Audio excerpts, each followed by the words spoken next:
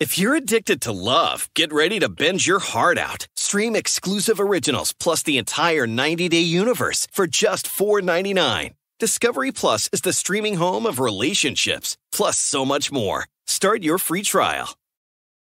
For the ones standing guard, for the eagle-eyed, for the knights in shining armor, and for all those who support them. We are Grainger, your experienced safety partner, offering supplies and solutions for every industry, committed to helping keep your facilities safe and your people safer. Call, click Grainger.com/safety, or just stop by. Grainger, for the ones who get it done.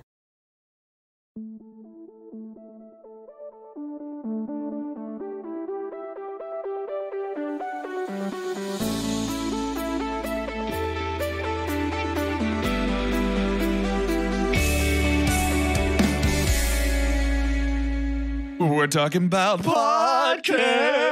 So we're talking about podcast. A podcast.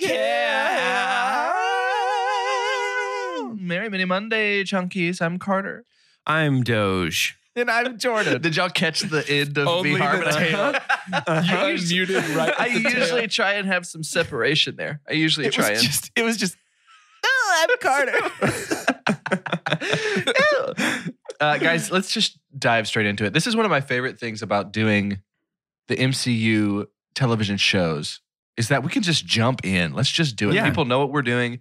We're on Loki episode 2. We don't have to like talk to each other or like make any relational no, not at all. connections. Yeah. We can just talk about the thing we watched. Yeah. Just hit record and go, you know? Yeah, I love that. Few things for you to know as the listener. If you have not seen episode 2, I would pause right now. I Go would. watch I would episode 2. pause. If you haven't seen episode 1 or 2, well, Also okay. pause. Also pause. Also pause. Go figure that out. Watch episodes 1 and 2. But Loki If you've episode only 2, seen episode 2 and not Weird. episode 1, Weird choice. that's bananas. Pause as well. We have the best listeners in the world because of pause. My first question for my co-hosts. Do you feel the difference in an honest runtime for a television show? Yeah. Me too. I am loving the length of these episodes. Being done with episode 2 and seeing that there are 4 more. Because before this series even started, seeing there were only 6 episodes was discouraging to me because I think I knew I would want as much of this Loki universe as I could possibly get. Yeah. But after 2 episodes, I'm just excited. I can't believe there's 4 more. I can't believe, wow, we have 4 more because we're getting full 50 minutes, it feels like, of actual story. And it's much needed. And I've been having some fun because the amount of content out there to accompany these Marvel shows is massive. Every podcast, whether they were a movie podcast or not, is talking about WandaVision, talking about The Falcon and the Winter Soldier, talking about Loki. But something that feels consistent is everyone seems to think that there's just a lot of information. Me personally, I'm loving it. For instance, our scene in this most recent episode of Loki in the library, going through research and finding out all this stuff, which we'll talk a little bit about one of the things that he finds that brings about a really fun adventure. This makes me feel like watching Loki feels like the first time I watched True Detective. Yeah, a little bit. In a really off kind of way. Yeah. It's a lot of dialogue. Our adventuring usually happens towards the end. It's like we're going to talk about what we're going to do for a while and discover what we're going to do, and then let's go out. And it's going to be really intense, and let's figure out what happens here at the end. Yeah. But guys, I'm loving the pace. I'm loving it. I think episode 2 is better than episode 1. I agree. Agreed. Dude, to me, the anchor, like, obviously, I mean, nobody's surprised that Tom Hiddleston is doing a great job as Loki, right? He's been playing this character for a decade. He, like, maybe didn't define the character as much as, like, RDJ did with Stark, but certainly there are echoes of Tom Hiddleston in comic 616 Loki now. Mm-hmm. But I think, like, Owen Wilson is just doing something magic in this show that is super duper working for me. And their chemistry together is it's 2 actors that I would never be like, you know who I bet has great chemistry? Right. Tom Hiddleston and Owen Wilson. But they also feel sort of like the guys that have chemistry with everybody. Agreed. I agree with that. But how do you guys feel?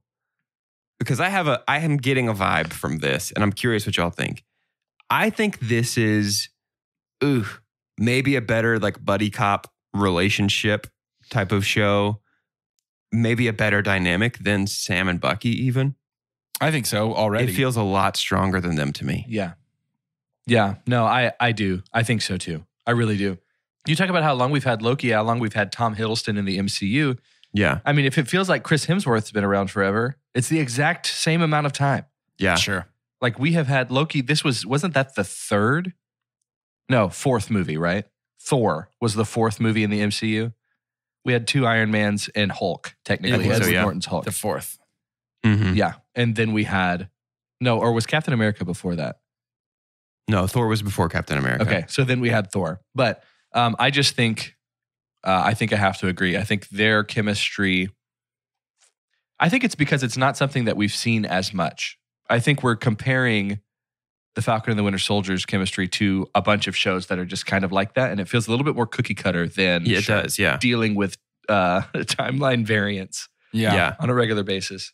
It feels like Falcon and the Winter Soldier was a little more of the Fast and Furious type of relationship where it's like adversarial and weirdly reluctantly friendly. Whereas this does feel a little more like good cop, bad cop forced to work together sort of a thing. And that's just a dynamic that for me is more interesting most of the time. So I think that's part of why it's working just on top of Owen Wilson bringing everything. I was a little worried when this episode started.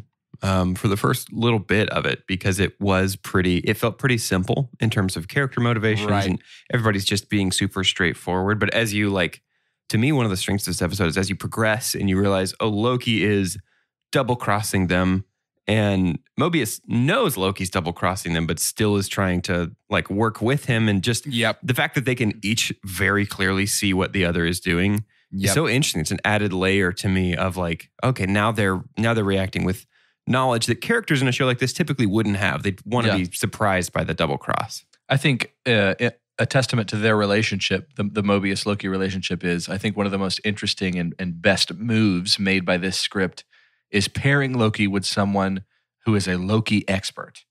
Yeah. So someone who has been studying Loki for probably longer than Loki has felt like he existed. We don't know how old Mobius is, and that's fun. Yeah. And so how they're kind of, I love that we had a back and forth in this episode of both of them. I think it came first that Mobius realized Loki was trying to deceive him. And then later, though, we have Loki realizing Mobius is trying to, he's like, what are you doing? I don't think we've seen Loki before get out Loki'd. Right. But Mobius it's being delivered by Owen Wilson in a package that is not, it doesn't feel as sinister. Right. Right. Yeah. It doesn't feel as sinister at all. And I think Owen Wilson is just the most perfect casting. And I'm a broken record for the MCU. But to use somebody who I would say is already kind of, while he's been semi one note in roles that he's had in the past, he's kind of mysterious to me. Owen Wilson is really unpredictable. Yeah. And so for him to play a role of someone who's trying to get everything in order feels really outside of his wheelhouse. And yet, why hasn't he always been here? It's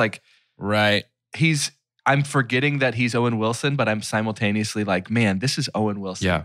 And he's doing a great job. I think the last time I remember this was Midnight in Paris. I don't know if y'all have seen that before. Mm-mm. It's a really, really good romance comedy. And it has a bit of time travel in it too. So it's not the first time Owen Wilson has dealt with this, but seeing him in this feels like, even though it's a comedy in a way, comedy action, it feels like he's playing a more dramatic role than what we usually see from him. Yeah. Yeah. Because he's sort of the straight man of their thing. I'm trying to think, is he the biggest actor, I guess the movie star that we've brought in for these shows that's not been in a movie before? So I'm trying to think of new additions to the cast, and it's all because been Catherine Hahn was not. This is Catherine Hahn. This was a launching pad for her, even though there's a lot of things we can recognize her in. Right, sure. I would say she's not Owen Wilson's level of recognizability. I mean, Julia Louis-Dreyfus for a second. Yeah, I guess so. That was pretty big. Yeah. But in terms of an integral role, I mean, he's the number 2 build guy. Right. You know? It feels like Loki kind of snuck up on, at least me personally, as like, oh, this is the one that they're kind of putting all their eggs on. Like we are for sure going to get some Kang the Conqueror in this show. I'm confident of it, but it feels like there's more. I don't know. They're asking Loki to do more than I think they're asking other shows to do, and I fully expected it to be like a distinct third place in terms of importance. This one feels maybe not only like it might actually be equal with or maybe a little more important than WandaVision for the foreseeable future of the MCU, but it honestly feels like it might just quality-wise end up being the best of the 3. Man, if we bring up WandaVision, you're gonna steer me directly into theory territory.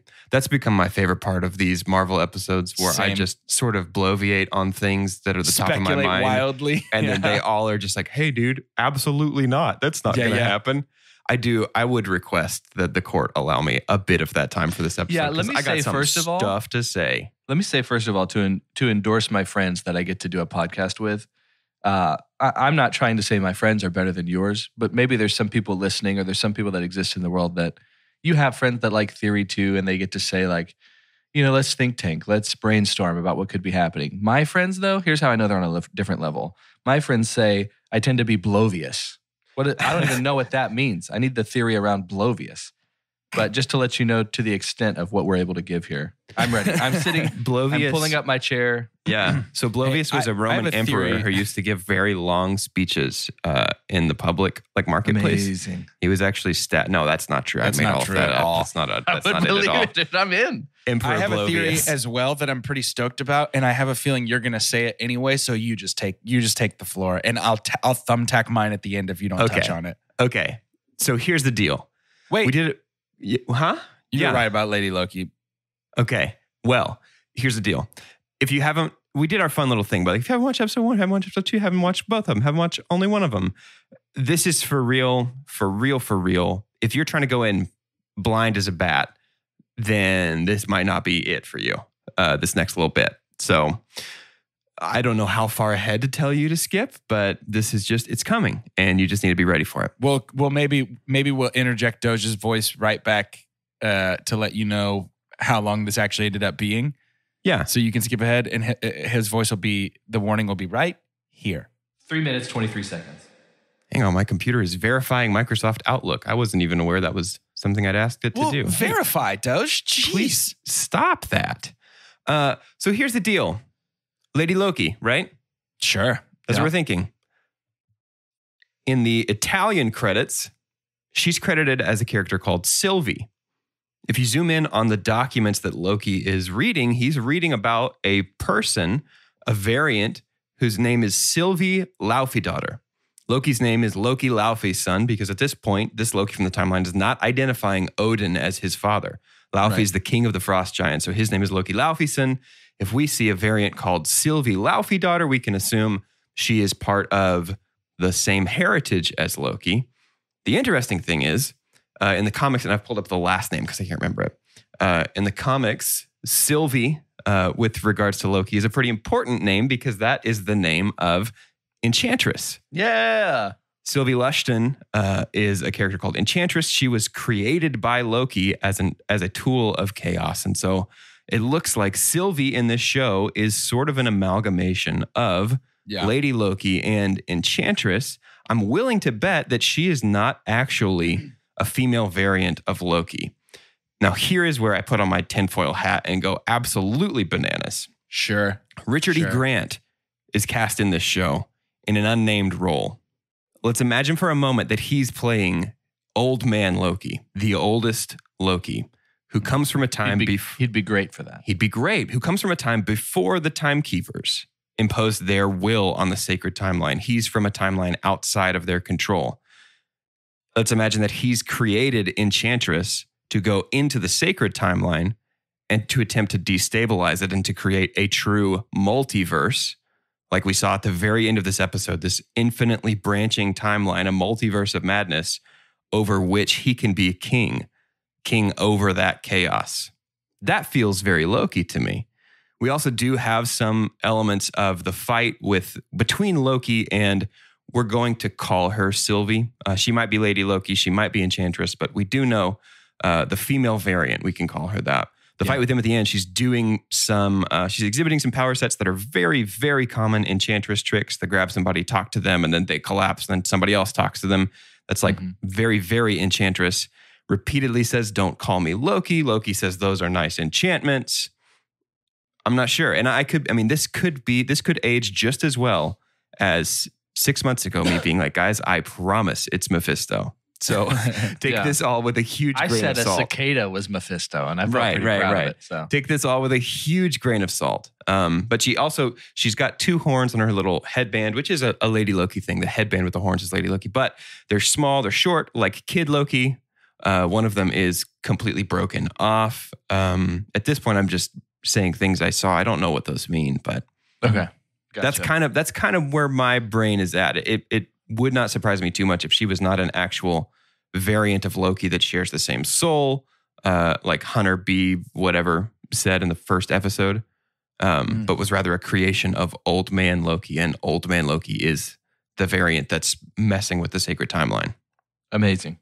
Richard E. Grant, which is funny, we talk about timelines, is also in the movie we're talking about tomorrow. Barely, just tiny baby roll. Now, you did not touch my theory, which I don't think requires a spoiler warning. It's not quite as intense. That this Loki is actually the same. If you watch closely, he's in Avengers. No, my theory is simply, I do not believe that the Timekeepers either ever existed or are currently alive still. Oh, okay. Explain. I think we're going to get a Wizard of Oz moment of a don't look at the man behind the curtain kind of thing. And I think that they either are a fiction made up by the TVA to seem like they have a plan, or that they were once alive and no longer are. Those are 2 sides of the same coin. Either way, whether they are around or not, I don't have strong feelings either way. I'm just getting the feeling based on people's reactions about them that Mobius has been there the whole time and has never met them before. There's just a lot of weird mystery that doesn't seem necessary. But most importantly, I think what's happening is that there's nothing sacred about the sacred timeline. I think it is a desire to keep this timeline separate from the multiverse for some reason. Like I think we might find that the multiverse is not being created, but is instead being held at bay more than anything. Yeah. And that there's stuff going on. Like, I don't know, like what if we find out that the MCU universe has been staying out of this huge war that's been going on around them without them ever knowing that they needed to get involved, that kind of thing. So. Yeah. I mean, that's very King the Conqueror, though. Right. I feel like, I don't know. It would be really interesting for them to be a complete fabrication. And I mean, I guess there's a chance that King the Conqueror could be like maybe killed the other 2. Pruning. Yeah, could have killed the other 2 and is running the whole thing himself, and is because I mean, one of those is definitely Kang, right? Like, sure, the middle one they keep showing is definitely Kang. That sort of looks even a little bit like Jonathan Majors, right?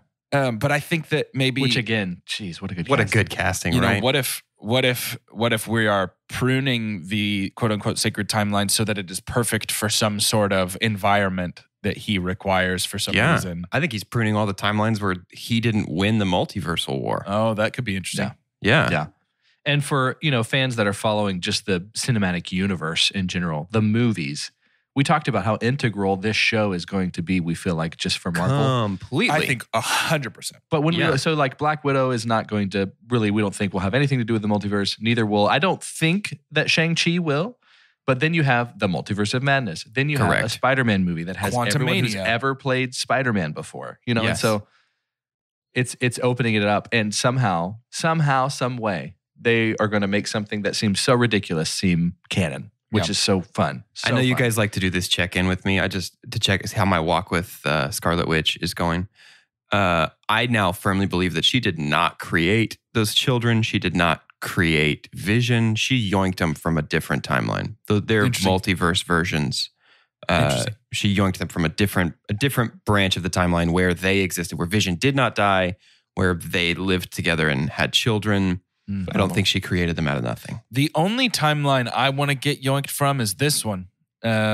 so that we can go yoink ourselves into an ad break. Let's do it. Discovery Plus has what you're hungry for, with new original series and a supersized collection of favorites. It's the largest collection of food shows anywhere, all for only $4.99. Discovery Plus, the streaming home of food, plus so much more. Start your free trial.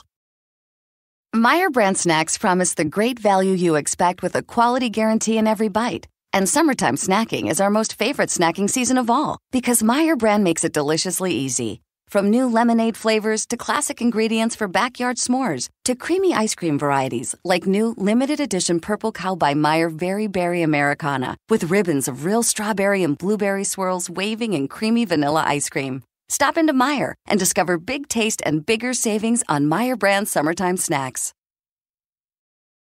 Something to, as we talk about Loki and talk about these Marvel shows, I think if I was a chunky or even just a new listener, and I looked down and it was Loki episode 2 and the episode ran like maybe 45 to 50 minutes, I don't think I care. Sure.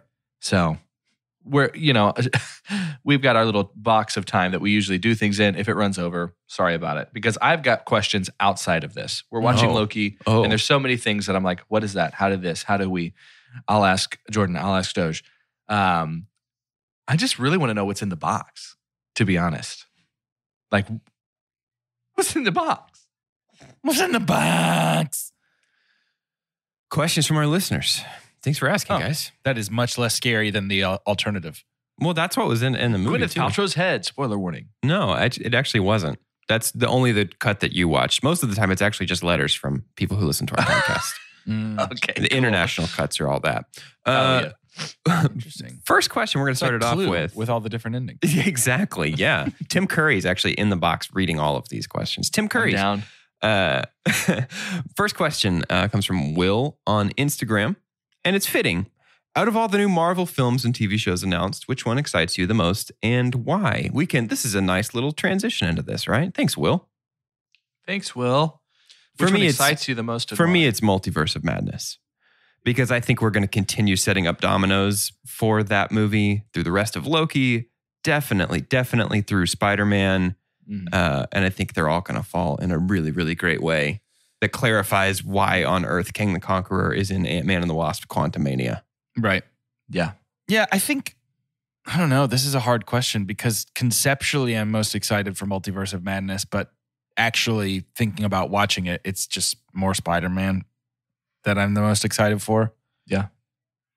Yeah. For me, it's Love and Thunder. Oh, yeah. Dude, but I think also that Taika Waititi is friend of the podcast, family of the podcast. Sure. Someone that is known for going into any project with full confidence. Maybe not even caring what you think. He's going to do what he feels like is right. And most often it's very strange, but it's perfect. Yep. So to see a Taika Waititi that already has a following of doing his one Marvel venture and everyone saying this might be the best one. Yeah. Now have even more reign to do whatever he wants. Yeah, completely. Absolutely can't wait. Can't wait. And I have to say too, I am so, even watching a show like Loki, I am so excited that there still is so much momentum in the MCU. I can't believe it. I saw one of the sad things about Endgame was it did, while it was the end of a chapter, feels like, is this going to be the best? Like, is it ever going to get back to this?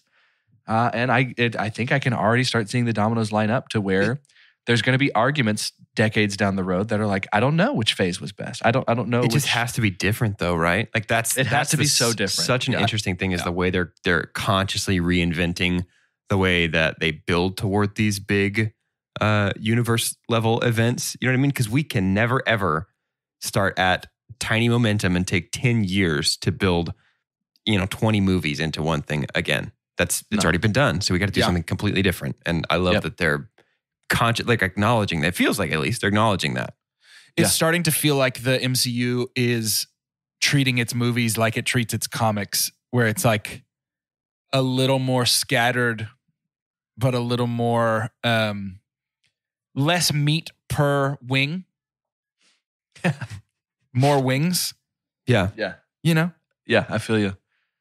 Any more questions? Yeah, we got 2 more I hope for so, us. because that was one. Got 2 more. Do people care? This question comes from Hunter CL on Instagram. You could choose any living actor or director to give the eulogy at your funeral. Who do you pick? Vin. Okay, we got the joke out of the way. Now.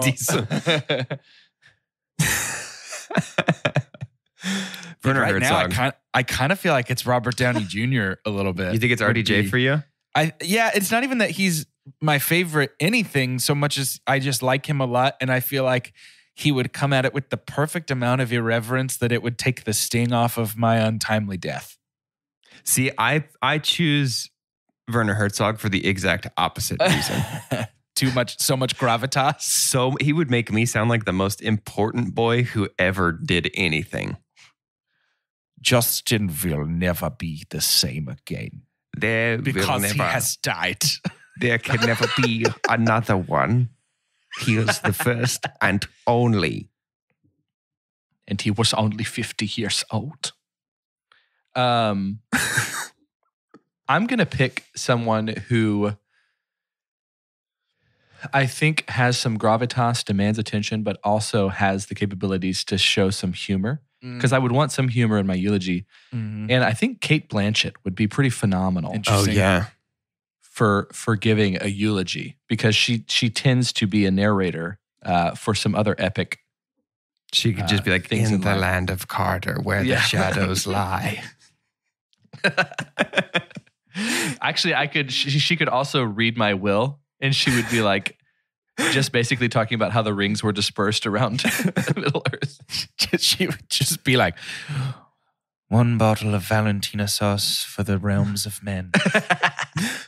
But then at the end, it's all a joke. Microphone for the dwarf lords in their halls of stone. But all of you are deceived. And she just rips it up. It's like he doesn't give anything away. It all goes to Nana. For there was another Carter. Forged in secret. Let's see. We got some good ones here. I should have. Thanks for all your questions. Sort of through. Thanks so much for writing in. Should have pre-screened some of these because they're good. And I'm getting distracted. Okay, this is a gimme. This one's easy for me, at least. This one's from Styx McMillan. What was the last movie that made you cry? About Time. What are we qualifying? Help me find the line that we are qualifying as cry. Well, I want neck tears. I want you don't have enough time to catch them before they get down there. You know what I'm saying? Still About Time. Iron Giant. That was y'all's first experience too, y'all. That was my first. I cried with like the 4th time that I saw it. Ooh, I can't imagine that first time experience. Iron Giant. You're sticking with Iron Giant. I don't cry. So when that one made me actually cry, like for real, that's the last. Yeah. I tear up. I choke up. I get the frog in the throat a lot. Yeah. What was the last one that gave you the frog? It was About Time. Give me the frog. Okay. Yeah. Can I do a show? They asked a movie. Can I do a show? Sure. Hang on. Let me see. Styx McMillan says yes. They'll allow that. Oh, thanks, Styx. Yeah. Chelsea and I watched the first season of Zoe's Extraordinary Playlist. Oh, yeah. Heard that? Yeah. Mm-hmm. Y'all, it is so sad. There is an exhausting amount of episodes, exhausting amount of episodes that are really, really, really sad. And I wept. Yeah. In the consecutive last 6 episodes of that show. It was exhausting. Good show. Wore me out. The tie-in with The Good Place. I loved The Good Place. And the final season has the most like tears per episode ratio of like any show I've ever watched. Oh my gosh. I think that's a bummer too, because that finale episode was up for an Emmy for best writing, up against the Schitt's Creek finale. Yeah, that's tough. And it's like any other year, I think that Good Place episode would have completely taken it. Yeah. That's the risk you take. That's the risk you take. That's why you should just not make any art, because somebody might do it as good as you. Do we have one more like easy to answer question? It feels like that would be good. Sure. This one comes from Emma.Kale on Instagram. This might actually be the hardest question we've ever answered. Emma's up in our Patreon, by the way. She up in that Patreon. She up in that Discord chat. If you were a fruit, what fruit would you be and why? The why is crucial. Okay. Should be easy, right? Easy answer. I mean, I think about this all the time. Orange. Oh, I'm a lime for sure. Feel like, okay, let's hear your why and then we'll move. I'm a lime because if you want to, like an experience with me can be overwhelming. Like if it's just you and me, if that's what you want to do. Yeah. But if you can mix me in to some stuff, it might be one of the better experiences you've had. And I mix with more than what you think I do. Mm-hmm. That's nice. It's not just like a straight up thing. Sure. But I think I'm a lime. I'm an orange because on the spectrum of sweet to bitter, which is I feel like the kind of the axis where a lot of fruits live, orange to me is the perfect balance of it's got a little bit of that tang, a little bit of that spicy zip that we do crave, but it's also pretty sweet and it's so juicy and it's very refreshing. It's just, it's my favorite fruit and I'm my favorite me. So they got it. It's a match made in heaven. That is a beautiful sentiment. Yeah, I love that's that. Nice. That's really nice. I think I'm a pineapple. We all picked our favorite fruits here. I'm so glad I guess you we didn't did. say banana. Yeah, no. Man. No. I think I'm a pineapple. Hey Carter. Orange, you glad he didn't say it? Nice. That's the joke. I just did that. You idiot. No, I think I'm a pineapple and I have a very specific reason why. Yeah. I think there's a lot of people don't like it when you're on their pizza. So kind of what I was going to say is only a few people like me outside of my realm of where I'm quote unquote supposed to be. But the people that do love me. They love when I'm there.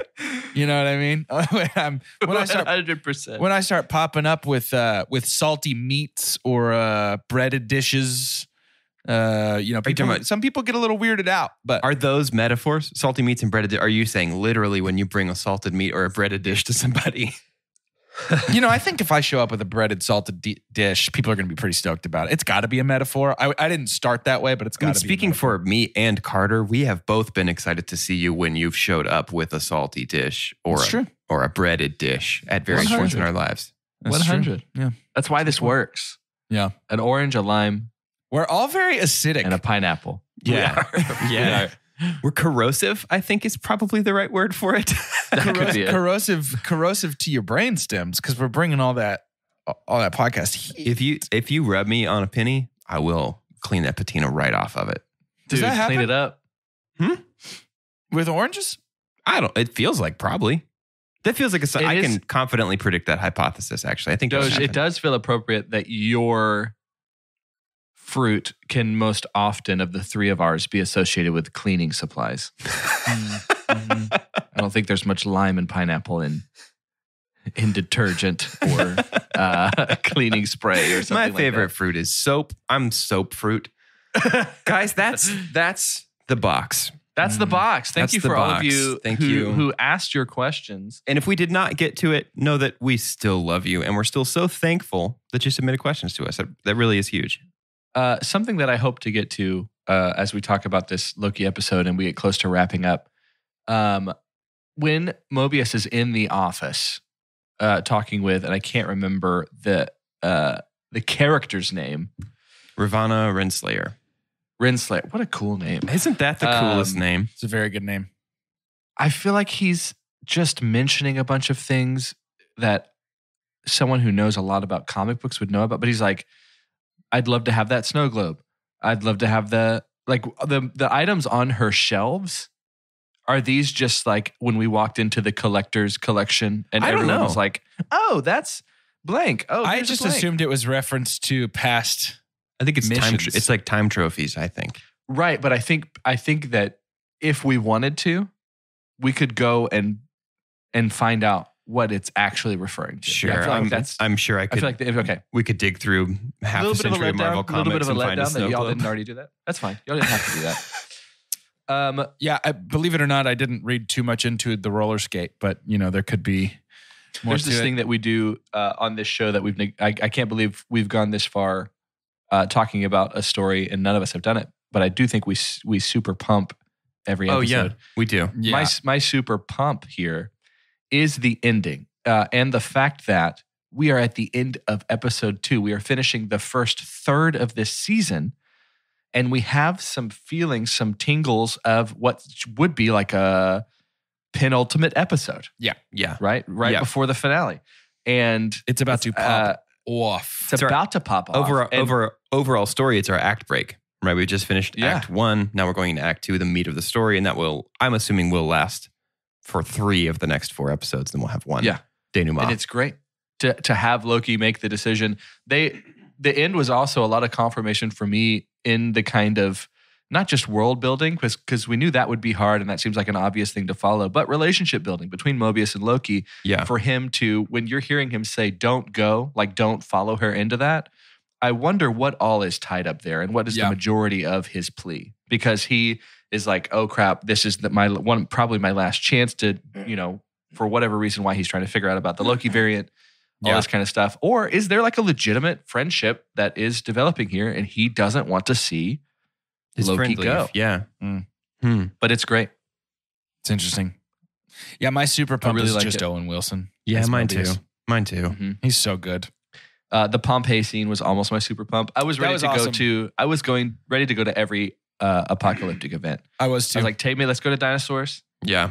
Are we going to see dinosaurs? I wish. I always wish there's dinosaurs and stuff, which makes me excited for that 90-minute preview. Or not 90-minute. God, I wish. That preview before Fast and Furious 9. The Pompeii scene very much felt like a set to me. Oh yeah, for sure. It didn't look super great. Yeah, I was pretty disappointed visually. It was pretty funny though. Yeah, it was funny. It was fun. It was a great place to go, but it did feel like a set to me. Do we think? I would love to get. Go ahead.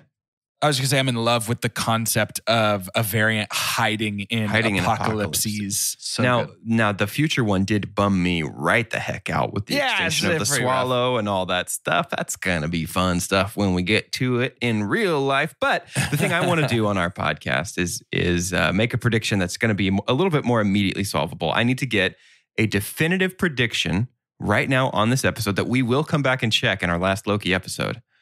Will Owen Wilson get to ride a jet ski? Yes, he will. Yes? Carter, yes? I say yes. Two Chunks and a Hunk's official stance is that we believe Owen Wilson will get to ride a jet ski at some point in this show. He has to. He has to. I want him to so bad. Yeah. Or it's going to be a big thing that he's going to die and mention it. Yeah. I think there's going to be a realization. Mobius, who we're already getting some hints, some whiffs of, not necessarily liking some of the mystery of his job, right? Even he's going to have Loki come in as a relationship and kind of unlock and actually ask questions, hard questions about what his reality is. And I think in finding out, hey, the best thing to do is actually create the multiverse. He'll lose that identity of working for the TVA, but it will kind of free him from it.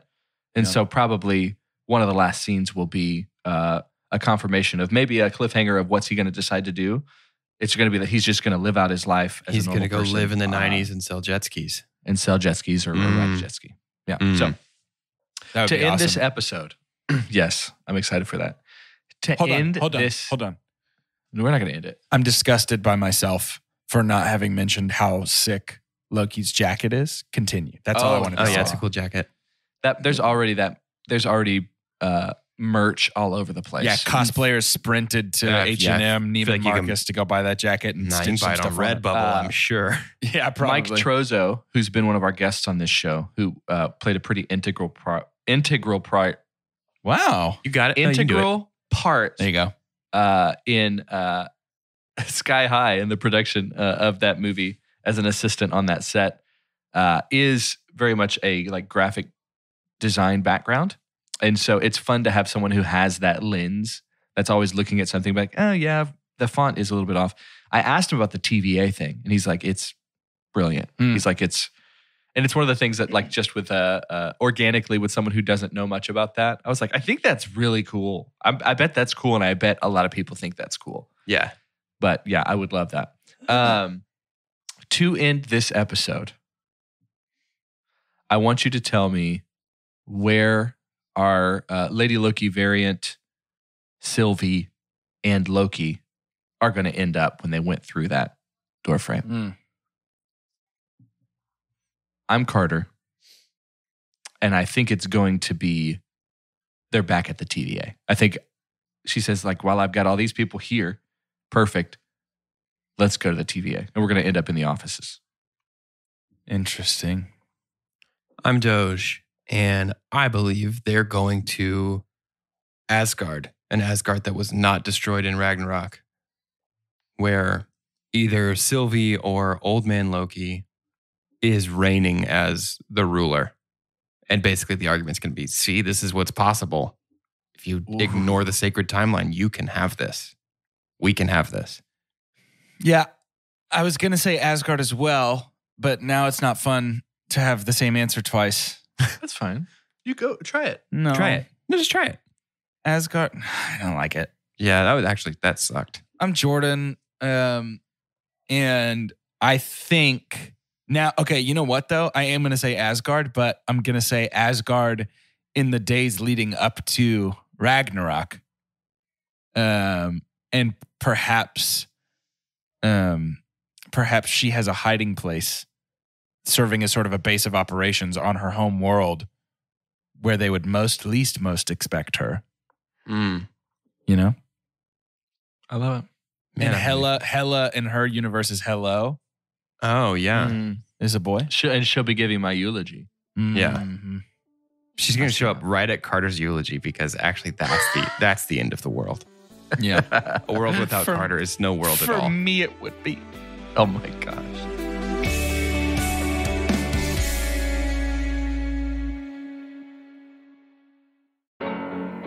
You don't own me. No one can tell you how to travel as you are. Orbitz wants to help you discover where you want to go, who you want to go with, and what you want to do when you get there. Visit Orbitz.com/pride to book your next trip. Orbitz. Travel as you are. So just let me be myself to say and do whatever I feel. Calling all families. Discovery Plus has thousands of shows that will bring everyone together. Stream exclusive originals, plus a huge collection of family favorites, all for just $4.99. Discovery Plus is the streaming home for the whole family, plus so much more. Start your free trial